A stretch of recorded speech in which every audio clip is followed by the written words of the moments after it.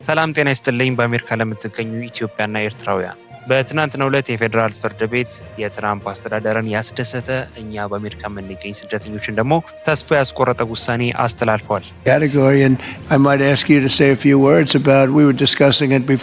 በውሳኔው ላይም የትራምፕ አስተዳደር በህገወጥ የገቡ ስደተኞች የዋስትና መብት ወይም ቦንድ የምንለው የዋስትና መብት የመከልከል ስልጣን ለትራምፕ አስተዳደር ፍርድ ቤቱ በትናንትናው ዕለት ሰጥቶታል። ይህ ለትራምፕ አስተዳደር እጅግ በጣም የሚመኘውና የሚፈልገው ሲጠብቀው የነበረ ውሳኔ ነው። ለእኛ በአሜሪካ ለምንገኝ ስደተኞች ደግሞ ተስፋ አስቆራጭ ውሳኔ ነው። በተመሳሳይ መልኩ ደግሞ የአድራሻ ለውጥን በተመለከተ ዩኤስሲአይኤስ ያወጣቸው አዳዲስ መመሪያዎች አሉ። በግሪን ካርድ ሁኔታ ላይ ያለን እንዲሁም በተለያዩ አይነት የቪዛ አማራጭ በአሜሪካ የምንገኝ ኢትዮጵያንን የሚመለከቱ ውሳኔዎችን አስተላልፏል። ቅጣትም ጭምር ያላቸው ውሳኔዎችን ማለት ነው። ስለዚህ በዛሬ ቪዲዮ በአጭሩ የፌዴራል ፍርድ ቤት የወሰናቸው ውሳኔዎች እንዲሁም ደግሞ ዩኤስሲአይኤስ የአድራሻ ለውጥን አስመልክቶ ያወጣቸውን ህጎች በአጭሩ የምናገር ይሆናል። ነገር ግን ከዛ በፊት እኔን ለማታውቁኝ ሰዎች ጆሲ ይባላለሁ። እንደዚህ አይነት ከስራ ጋር ከቪዛ ጋር እንዲሁም ከዩኤስ ኢሚግሬሽን ጋር የተገናኙ ቪዲዮዎች ነው ማዘጋጀው። ስለዚህ እንደዚህ አይነት ቪዲዮዎችን ማግኘት የምትፈልጉ በአሜሪካ የምትገኙ የግሪን ካርድ የአሳይለም እንዲሁም በተለያየ አይነት የቪዛ አማራጭ የምትገኙ ኢትዮጵያና ኤርትራውያን ቻናሉን ሰብስክራይብ ማድረጋችሁን እንዳትረሱ።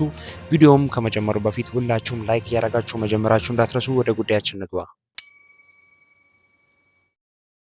መግቢያ ላይ እንደነገርኳችሁ በትናንትናው ዕለት የፌዴራል ፍርድ ቤት ውሳኔዎችን አስተላልፏል። በውሳኔዎቹ ላይም ቅድም እንደነገርኳችሁ የትራምፕ አስተዳደር በህገወጥ መንገድ የገቡ ስደተኞች የዋስትና መብት ወይም ቦንድ የምንለው ማለት ነው የዋስትና መብት የመከልከል ስልጣን እንዳለው ገልጿል። ይህ ምን ማለት ነው? የፌዴራል ፍርድ ቤት በትናንትናው ዕለት ለትራምፕ አስተዳደር በህገወጥ መንገድ የገቡ ስደተኞች የዋስትና መብት ከታሰሩም ሊሆን ይችላል ወይ ደግሞ በሆነ ወንጀል ፈጽመው ወደ ፍርድ ቤት ከቀረቡ ማለት ነው ወይ ደግሞ ራሱ የትራምፕ አስተዳደር ህገወጥ ናቸው ወይም ደግሞ እንደዚህ አይነት ወንጀል ሲፈጽሙ ተገኝተዋል ወይ እንደዚህ አይነት ነገር ሲያደርጉ ተገኝተዋል ብሎ ከፈረጃቸው የዋስትና መብት መጠየቅ አይችሉም ወይ ደግሞ ጠበቃ አቁመው መከራከር እንዲሁም ደግሞ ነፃ ነኝ ማለት የገባሁት በህጋዊ መንገድ ነው ኦር ደግሞ የሆነ ነገር ያደረኩት በእንደዚህ አይነት ነገር ነው ብሎ ራሳችንን መከላከል እንዳንችል የዋስትና መብት ማግኘት እንዳንችል የሚከለክል ስልጣን የፌዴራል ፍርድ ቤት ለትራምፕ አስተዳደር ሰጥቶታል። በዚህ ወቅትም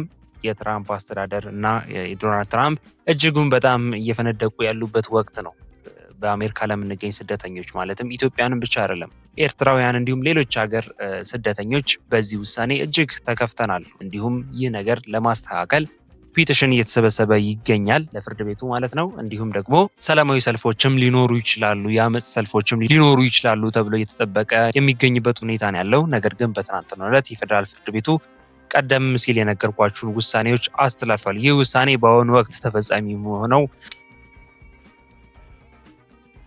በቴክሳስ፣ ሉዊዚያና እና ሌሎች በርካታ የአሜሪካ ግዛቶች ላይ ተፈጻሚ እንደሚሆን ተገልጿል። በጊዜ ሂደትም በሁሉም የአሜሪካ ግዛቶች ይህ ውሳኔ እንደሚተላለፍ ወይም ሰፋ እንደሚል ተገልጿል። ነገር ግን በዚህ ወቅት እንደ ካሊፎርኒያ ባሉ ግዛቶች አሁንም ስደተኞች ዋስትና መብት ማግኘት እንደሚችሉ ላስታውሳችሁ ፈልጋለሁ። እንደነገርኳችሁ አሁን ላይ ይህ ውሳኔ በትናንትናው ዕለት የተወሰነው የዋስትና መብትን የመከልከል ስልጣን ተግባራዊ የሚሆነው በትንሽ ግዛቶች ነው። ነገር ግን ይህም ሰፋ እያለ እንደሚመጣ እየተጠበቀ ይገኛል። ስለዚህ በትናንትናው ዕለት የፌዴራል ፍርድ ቤት ለትራምፕ አስተዳደር ለስደተኞች የዋስትና መብት የመከልከል ስልጣንን ሰጥቶታል። በሁለተኛ ደረጃ ዩኤስሲአይኤስ በትናንትናው ዕለት ያወጣቸው አዳዲስ መመሪያዎች አሉ። በመመሪያው ላይም ማንኛውም የአሜሪካ ዜግነት የሌለው ማለትም በግሪን ካርድ ሁኔታ ላይ ያለ በስደት ማለትም በተለያዩ አይነት የቪዛ አማራጮች በአሜሪካ የሚገኝ እንደነገርኳችሁ የአሜሪካ ዜግነት የሌለው ነው ያልኳችሁ። የአሜሪካ ሲቲዝን የሆነ ወይ ደግሞ የአሜሪካ ዜግነት ያለውን ሰውን አይመለከትም። ነገር ግን በግሪን ካርድ ሁኔታ ላይ ያላችሁ በቪዛ ማለትም በተለያየ አይነት ቪዛ በስራም ሊሆን ይችላል፣ በስቱደንትም ሊሆን ይችላል፣ ኦር ደግሞ በአሳይለም ሁኔታም ላይ ሊሆን ይችላል። በማንኛውም አይነት የቪዛ አማራጭ በአሜሪካ የሚገኝ ሰው የመኖሪያ አድራሻውን በለወጠ በ10 ተከታታይ ቀናቶች ውስጥ ለኢሚግሬሽን መስሪያ ቤት ወይም ለዩኤስሲአይኤስ ስለምንለው ማለት ነው ማሳወቅ ግዴታ እንዳለበት ገልጿል። ይህንን ሳያደርግ ከተገኘ ማለትም አድራሻ ቀይሮ ቤት ቀይሮ ወይ አፓርትመንት ቀይሮ ሊሆን ይችላል ወይ ቤት ቀይሮ ስቴት ቀይሮ ሊሆን ይችላል በ10 ተከታታይ ቀናቶች ውስጥ ካላሳወቀ እስከ $200 የሚደርስ የገንዘብ ቅጣት እንደሚጠብቀው እንዲሁም ለ30 ቀናት የሚደርስ የእስር ውሳኔ ሊተላለፍበት እንደሚችል እንዲሁም ብዙ ስቴቶችን ብዙ አፓርትመንት ወይ ብዙ የመኖሪያ አድራሻውን ቀያይሮ ያላሳወቀ ከሆነ ደግሞ ከሀገር እስከ መባረር ድረስ ዲፖርት እስከ መደረግ ድረስ የሚደርሱ ቅጣቶች ሊደርስበት ወይም እንደዚህ አይነት እርምጃዎች ሊወሰዱበት እንደሚችል ተገልጿል። በትናንትናው ዕለት ነው ይህንን አናውንስ ያደረገው ዩኤስኤ። ስለዚህ እንደነገርኳችሁ $200 ላለመቀጣት እንዲሁም ደግሞ ከዶላሩ ወይ ከገንዘቡ በላይ ደግሞ 30 ቀናት ያክል ላለመታሰር፣ በተጨማሪም ደግሞ ተደጋጋሚ ሳታሳውቁ አድራሻ የቀያየራችሁ ሰዎች ደግሞ ከሀገር እስከ መባረር ድረስ ዲፖርት እስከ መደረግ ድረስ የሚደርስ እርምጃ ሊወሰድብን ስለሚችል እንደነገርኳችሁ አድሬስ ወይም አድራሻ በምትቀያየሩበት ጊዜ ለዩኤስሲአይኤስ በ10 ተከታታይ ቀናቶች ውስጥ የማሳወቅ ግዴታ እንዳለብን በትናንትናው ዕለት ተገልጿል። እንዴት ነው ማሳወቅ የምንችለው? ማለትም ይህንን ለዩኤስሲአይኤስ እንዴት ነው በተከታታይ 10 ቀናቶች ውስጥ አድራሻ በቀየረን 10 ተከታታይ ቀናቶች ውስጥ እንዴት ነው ማሳወቅ የምንችለው የሚለውን በምንመለከትበት ጊዜ በዩኤስሲአይኤስ ድረገጽ ነው ወይም በኦንላይን ነው አድሬስ እንደቀየረን የምናሳውቀው እንጂ በአካል ዩኤስሲአይኤስ ቢሮዎች በመሄድ አይደለም። እንዴት ነው የዩኤስሲአይኤስ ድረገጽ? ማለትም እዚህ በምስሉ ላይ የምትመለከቱት ኦፊሻል የዩኤስሲአይኤስ ዌብሳይት ላይ ማለት ነው ussias.gov የሚባለው ላይ ማለት ነው። እዚህ ኦፊሻል ዌብሳይት ላይ አካውንት በመክፈት ማለትም እዚህ ጋር የምትመለከቱትን ሳይኒን የሚለው ቦታ ላይ ክሬት አካውንት በማለት አዲስ አካውንት በመክፈት AR11 የሚባል ፎርም አለ። ያንን AR11 ፎርም መሙላት ትችላላችሁ። ማለትም ያላችሁበት ቦታ ሆናችሁ ዩኤስሲአይኤስ ቢሮዎች መሄድ አይጠበቅባችሁም እንደነገርኳችሁ። ስለዚህ ያላችሁበት ቦታ ሆናችሁ በዚህ ussias.gov በሚባለው ዌብሳይት አማካኝነት አካውንት በመክፈት እንዲሁም ደግሞ AR11 የሚባለውን ፎርም በመሙላት አድሬስ እንደቀየራችሁ ፎርሙን በመሙላት ለዩኤስሲአይኤስ ማሳወቅ ትችላላችሁ። ስለዚህ ዩኤስሲአይኤስ በትናንትናው ዕለት ያስተላለፈው መልእክት ይህንን ይመስላል።